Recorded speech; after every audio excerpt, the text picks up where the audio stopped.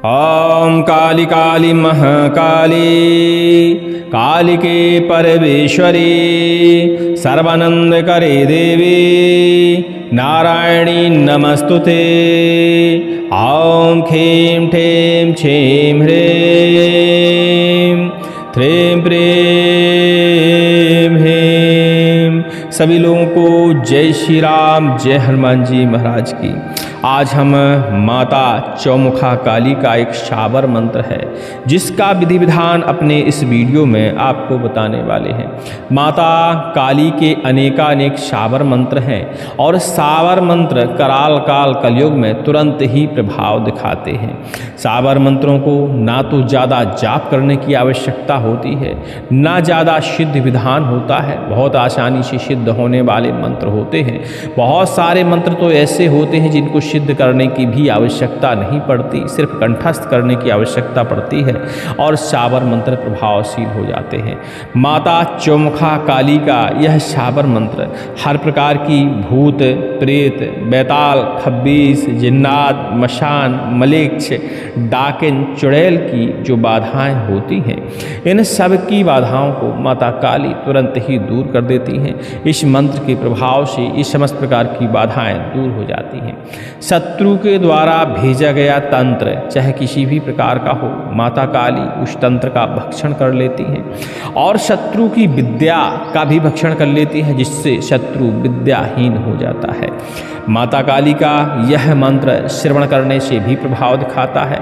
Description में सबसे ऊपर ही आपको लिंक मिलेगी, उस लिंक पर क्लिक करके मंत्र को आप लगातार श्रवण करके लाभ ले सकते हैं। क्योंकि बुंदेलखंडी शाबर मंत्र यदि आप श्रवण करते हैं तो कुछ शक्ति श्रवण में भी उपलब्ध होती है।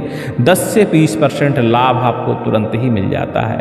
और मंत्र श्रवण करने से आपको ये भी पता चल जाता है कि मंत्र आपके लिए प्रभावशील है या नहीं है। क्योंकि जब हम मंत्र को लगातार श्रवण करते हैं, खासकर बुंदेलखंडी शाबर मंत्र, तो ये कुछ ना कुछ लक्षण निकाल के देते हैं। आपके शरीर में जैसे आराम महसूस हो जाना, रोए खड़े होना, घबराहट लगना, रोने का मन करना, उल्टी आने का मन करना, ये मंत्र के लक्षण हो सकते हैं। इनमें से कोई भी लक्षण आपको यदि मिलता है मंत्र श्रवण करते समय, लेकिन ध्यान दीजिएगा मंत्र एकांत में ही, अकेले में ही, बिना शोरगुल जहाँ हो रहा हो ऐसी जगह सुनिएगा, तभी इस मंत्र के लक्षण आपको प्रकट होंगे। और जब मंत्र का लक्षण प्रकट हो जाए तब आप समझना कि इस मंत्र से मेरी बाधा का हरण हो सकता है। यदि इस मंत्र को हम सिद्ध करें या इस मंत्र को लगातार ही श्रवण करते रहें तो धीरे धीरे बाधाओं का हरण हो जाता है। चलिए चौमुखा काली का यह मंत्र एक बार हम श्रवण करते हैं और फिर इसका हम विधि विधान बताते हैं। क्योंकि बहुत जल्दी ही नवरात्रि आने वाली है कुंवार की, और कुंवार की नवरात्रि में आप माँ भगवती पराशक्ति के कोई भी शाबर मंत्र सिद्ध कर सकते हैं। कहा जाए तो हर देवी देवता के मंत्र शुंगा और शुलक्कन के छोड़कर बाकी सभी देवी देवताओं के मंत्र आप नवरात्रि में सिद्ध कर सकते हैं। इस मंत्र के सिद्ध करने के जो मुहूर्त हैं, वैसे नवरात्रि, गुप्त नवरात्रि, दीपावली, जेठौनी एकादशी, ऐसे मुहूर्तों में इस मंत्र की आप साधना कर सकते हैं। इमरजेंसी होने पर मासिक कालाष्टमी के दिन भी इस मंत्र की आप साधना कर सकते हैं। लेकिन संपूर्ण सिद्धि के लिए नवरात्रि और दीपावली विशेष होती है। हाँ, आप काम चलाने के लिए कालाष्टमी में सिद्धि कर सकते हैं कि मुहूर्त बहुत दूर है और आपको मंत्र की साधना करके तुरंत ही किसी को आराम पहुंचाना है, तुरंत ही किसी की बाधा को हरण करना है, तो आप कालाष्टमी में मात्र एक माला जप लीजिए और एक माला होम हवन कर दीजिए। मंत्र आपके लिए प्रभावशील हो जाएगा। लेकिन संपूर्ण ऊर्जा, संपूर्ण सिद्धि जगाने के लिए आपको दीपावली या नवरात्रि में इस मंत्र का जापन करना चाहिए। मंत्र ध्यान से सुनेंगे और डिस्क्रिप्शन में लिंक है, उस लिंक पर क्लिक करेंगे तो आपको मंत्र का श्रवण भी लगातार आधे घंटे का उपलब्ध होगा और साथ में ही आपको लेखन भी उपलब्ध हो जाएगा। स्क्रीन पर लेखन हमने दिया हुआ है। इसके पहले एक और आपसे आग्रह है, यदि हमारे मंत्रों से किसी को 1% भी लाभ होता है या ऐसे साधक जो हमारे मंत्रों का झाड़ा फूंकी में प्रयोग करते हैं, ऐसे लोगों से आग्रह है कि एक कमेंट जरूर करें। क्योंकि कमेंट करने से दूसरे लोगों के मन में भी जिज्ञासा उत्पन्न होगी और वो भी मंत्र की साधना करेंगे, स्वयं की बाधा का हरण करेंगे और परोपकार में भी ऐसे मंत्रों का प्रयोग करेंगे, जिससे उनको भी पुण्य की प्राप्ति होगी, आपको भी पुण्य की प्राप्ति होगी और मुझे भी पुण्य की प्राप्ति होगी। क्योंकि मंत्र तंत्र विद्या परोपकार के लिए होती है, छिपाने के लिए नहीं होती भैया। तो जितना इनका आप परोपकार में प्रयोग करेंगे उतनी ही मंत्रों की शक्ति बढ़ती है और आपका परिफल भी बढ़ता रहता है, पुण्य भी आपका बढ़ता है। चलिए अब मंत्र को श्रवण करते हैं और फिर इसका हम आपको विधि विधान बताते हैं। ओम नमो आदेश गुरु को चौमुखा काली शमशान की रानी अमावस रात घोर अंधियार काली करे शव का सिंगार, माथे तिलक गले मुंड के हार, भैरव है मद के प्यासे भैरव करे पुकार, मुख में पान बास रहे शमशान, काली के आगे चले हाथ में तलवार करे संहार, काली हांडी पकाए अंगार, 64 जोगनी रचाई रसोई, मुर्दा बैठे माई काली,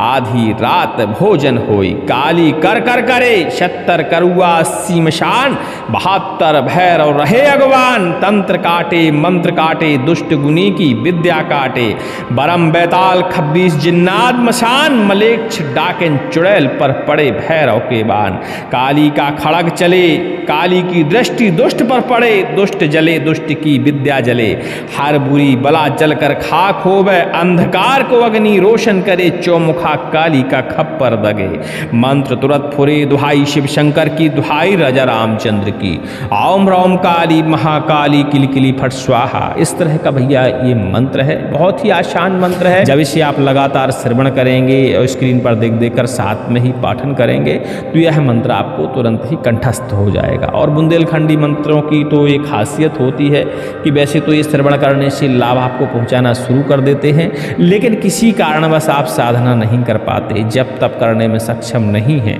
तो मंत्र को कंठस्थ करिए और कंठस्थ करने के बाद किसी को भी मुसीबत में देखिए तंत्र मंत्र बाधा का शिकार व्यक्ति हो, उसके ऊपर इस मंत्र से आप झाड़ा लगाइए, तुरंत ही उसे आराम लग जाएगा। ऐसा आप 1 से 5 बार तक कर सकते हैं। ऐसा करने से आपको ये भी पता चल जाएगा कि मंत्र आपके लिए कितना प्रभावशील है और आपको पुण्य की भी प्राप्ति हो जाएगी, क्योंकि ये मंत्र बिना सिद्ध किए हुए कार्य कर जाते हैं 1 से 5 बार तक। किसी किसी को तो लाइफ टाइम भी करते रहते हैं, तो आप परीक्षण करके देख सकते हैं। हाँ, लेकिन बिना सिद्ध किए कोई भी मंत्र हम प्रयोग करते हैं तो इतना ही मानिए 5 से 20% तक ऊर्जा उसमें रहती है, ठीक है। और वो भी मंत्र को कंठस्थ करने का तरीका है, आपने सुन के ही कंठस्थ किया हो तभी ऊर्जा ये मिलती है। लेखन करके यदि कंठस्थ किया है तो ऊर्जा की संभावना कम है मिलने की, हो सकता है भगवती की कृपा से आपके मंत्र में ऊर्जा आ जाए। इसीलिए लेखन करके कभी भी मंत्रों को कंठस्थ नहीं करना चाहिए, हमेशा सुनते हुए कंठस्थ करना चाहिए। उसका कारण होता है कि हम लोगों ने कहीं ना कहीं इन मंत्रों का जाप किया होता है, मंत्रों की सिद्धि हुई होती है। जब इन मंत्रों का श्रवण कराते हैं तो वो ऊर्जा भी थोड़ी बहुत ट्रांसफर हो जाती है, ठीक है। चलिए अब मंत्र को कैसे सिद्ध करना है ये जान लेते हैं। चौमुखा काली एक शक्तिशाली शाबर मंत्र है, इनके बहुत सारे शाबर मंत्र हैं, धीरे धीरे हम आपको उपलब्ध कराएंगे। नवरात्रि में या कालाष्टमी में या दीपावली में जब भी आपको साधना करनी हो, डिठौनी एकादशी में भी कर सकते हैं। माता काली का, चौमुखा काली का चित्र मिल जाए तो अच्छी बात, नहीं तो जो भी चित्र आपके पास उपलब्ध हो उस चित्र को स्थापित कर लीजिए। उसका विधिवत धूप दीप नैवेद्य स्नान ध्यान इन सारी चीज़ों से माँ का पूजन करिए, श्रृंगार अर्पण करिए। माता के सामने सरसों का तेल का दीपक जलाइए, उसमें 5 दाने उड़द के डाल दीजिए और काला आसन या लाल आसन डालकर बैठ जाइए। रुद्राक्ष की माला ले लीजिए अपने हाथ में और माला का पवित्रीकरण करिए, अपने घेरे का कीलन करिए और आसन का बंधन करिए। कवच जरूर बनाकर एक गले में धारण करिए इस मंत्र की साधना करने से पहले, क्योंकि ऐसे मंत्र कभी कभी नुकसान भी पहुंचाते हैं, इसीलिए कवच हमारे पास होना अनिवार्य है, ठीक है। तो कवच जरूर धारण करिए, या तो बना लीजिए या हमारे यहाँ से आप मंगवा लीजिएगा, ठीक है। अबाउट सेक्शन में हमारे चैनल के जाएंगे तो वहाँ टेलीग्राम का आपको लिंक मिल जाएगा, उस लिंक पर प्राइवेट चैट का भी लिंक है, ग्रुप का भी लिंक है, और जहां हम मंत्रों का लेखन कराते हैं उस चैनल का भी लिंक उपलब्ध है। तो आप वहां से संपर्क करके हमारा नंबर प्राप्त करके आप हमसे संपर्क करके कवच अपने लिए मंगवा सकते हैं। और नहीं तो वीडियो तो हमने पहले ही डाल रखे हैं और आप बनाने में सक्षम हैं तो आप बना भी सकते हैं। मंत्रोपचार जो भी है कवच बनाने का वो सारा हमने आपको पहले ही बता रखा है, ठीक है। तो कवच जरूर धारण करिए और कवच धारण करने के बाद सारा विधि विधान करने के बाद माता काली से प्रार्थना करिए। प्रार्थना करने के बाद अपनी माला का पवित्रीकरण करिए और माला से इस मंत्र का जाप करिए। देखिए, जितना ज़्यादा जप उतनी ज़्यादा मंत्र में शक्ति आती है, तो इस सूत्र को आपको ध्यान रखना है। कम से कम 11 माला तो आपको करनी ही करनी है, अधिकतम आप जितनी कर पाएँ। ठीक है। और 11 माला करने के बाद आप एक माला शुद्ध घी की आहुतियाँ, चाहे तो हवन सामग्री की आहुतियाँ भी खप्पर के अंदर डालकर इस मंत्र को जागृत कर सकते हैं।